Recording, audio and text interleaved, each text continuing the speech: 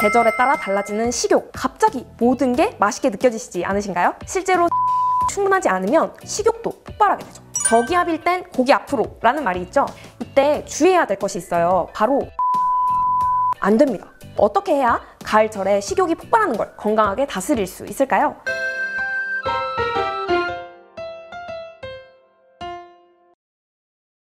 안녕하세요. 과학 커뮤니케이터 올림입니다. 어느덧 선선한 가을이 되었는데요. 가을은 천고마비의 계절이라고 하죠. 하늘은 높아지고 말은 살찌는 계절이라는 뜻인데요. 근데 참 이상하죠? 말만 살찌는 게 아니라 이상하게 사람들도 살이 찌는 것 같아요.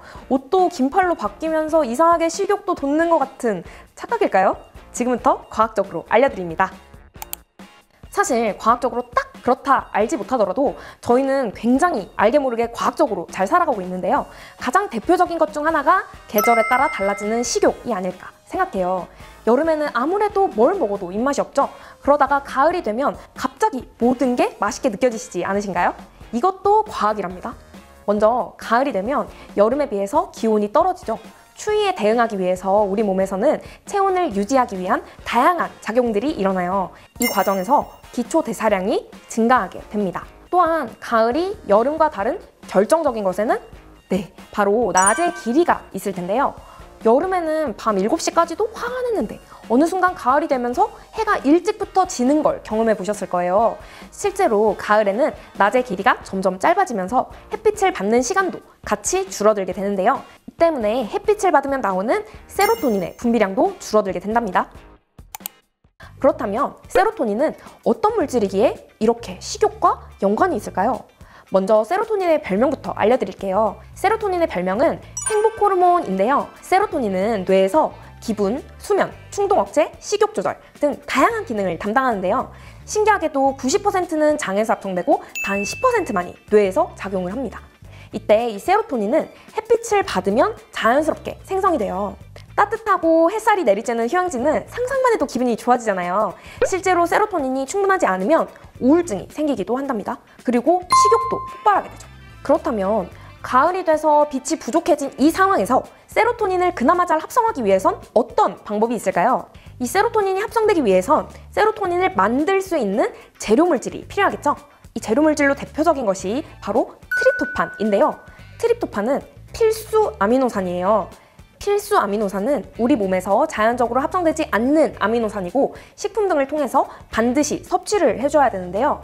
이러한 필수 아미노산들은 주로 단백질 식품들을 먹을 때 같이 섭취를 할 수가 있어요. 특히 이런 트립토판이 많은 음식으로는 고기, 우유, 달걀 등이 있답니다. 즉, 고기와 같은 단백질을 많이 먹으면 세로토닌을 합성하는 데 조금 더 도움을 줄 수 있는 거죠. 저기압일 땐 고기 앞으로 라는 말이 있죠. 이 말 역시 무척이나 과학적인 말인데요. 이때 주의해야 될 것이 있어요. 바로 스트레스를 받으면 안 됩니다. 왜냐하면 스트레스의 호르몬인 코르티솔도 이 만들 때 재료로 트립토판을 사용하기 때문인데요. 그렇다 보니 트립토판을 위해서 고기를 먹더라도 스트레스 상황에 놓이게 된다면 행복 호르몬인 세로토닌 대신 스트레스 호르몬인 코르티솔이 합성돼 버릴 수 있답니다. 주의해야 되겠죠? 세로토닌 합성을 방해하는 건 여기서 끝나지 않습니다. 행복을 찾는 건 어렵잖아요. 실제로 과학적으로도 그런 것 같은데요. 잠이 올 때 생성되는 멜라토닌 호르몬은 세로토닌을 재료로 만들어지게 되는데요. 가을에는 해가 짧아지고 반대로 밤이 길어지죠. 즉 멜라토닌 분비도 여름에 비해서 많아진다는 뜻이에요. 그만큼 세로토닌은 줄어들게 된답니다. 이렇게 호르몬들은 서로 다른 호르몬들의 분비를 도와주기도 혹은 억제하기도 하는데요. 이런 현상을 피드백 현상이라고 합니다. 하나의 호르몬이 다른 호르몬의 분비를 도와주면, 즉 촉진하면 양성 피드백, 다른 호르몬의 분비를 억제하면 음성 피드백이라고 해요. 저희도 무언가 일을 하고 같이 하는 분들께 보여주면서 서로 피드백을 받죠. 그런 것과도 무척 유사하죠?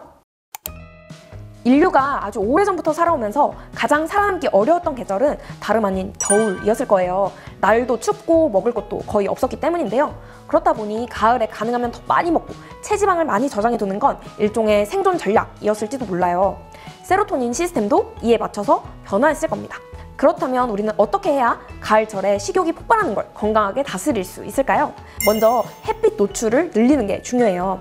아침에 산책을 하거나 야외 활동을 통해서 햇빛을 받으면 세로토닌 합성이 촉진됩니다. 두 번째로 세로토닌을 만들어줄 수 있는 재료를 많이 공급해주는 게 좋은데요. 그래서 트립토판이 풍부한 달걀, 견과류, 두부, 닭고기, 생선 같은 단백질 식품을 많이 먹는 게 좋습니다.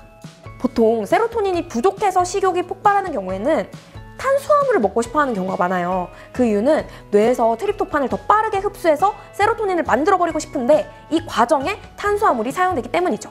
즉, 탄수화물만 먹고 싶다고 그게 생각난다고 해서 그것만 먹기보다는 꼭 그 재료가 되는 단백질도 함께 균형 있게 섭취하는 게 중요하겠죠? 마지막으로 운동을 하는 것도 도움이 돼요. 운동은 뇌에서 세로토닌과 도파민 분비를 동시에 늘려주는데요. 그래서 기분도 좋아지고 식욕도 조절할 수 있답니다. 가을철에 모든 음식이 맛있어지는 과학적인 이유를 함께 알아보았는데요. 이렇게 생활 속에서 궁금했던 모든 과학적인 이야기들이 있으시면 언제든 제보해주세요. 울림과학에서 속 시원하게 알려드립니다. 지금까지 과학의 울림을 전달하는 과학 커뮤니케이터 울림이었습니다.